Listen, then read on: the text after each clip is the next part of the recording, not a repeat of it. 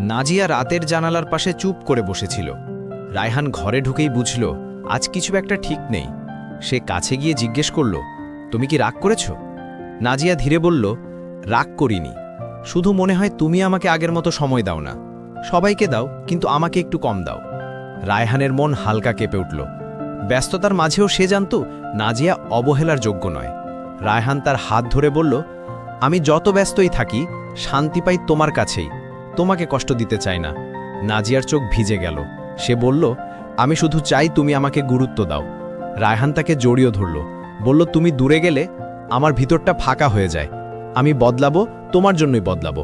নাজিয়া হাসল, আবার একটু কান্নাও পেল। সেদিন তারা কোনো বড় প্রতিশ্রুতি দেয়নি, কিন্তু নরমভাবে দুজন আবার একে অপরের কাছে ফিরে এলো। ভালোবাসায় কষ্ট থাকে, আর কষ্টই কখনো কখনো মানুষকে আরও কাছাকাছি আনে। যদি আপনিও বিশ্বাস করেন যে ত্যাগের মাধ্যমেই প্রকৃত সমৃদ্ধি আসে, তাহলে মন্তব্যে লিখুন, আলহামদুলিল্লাহ।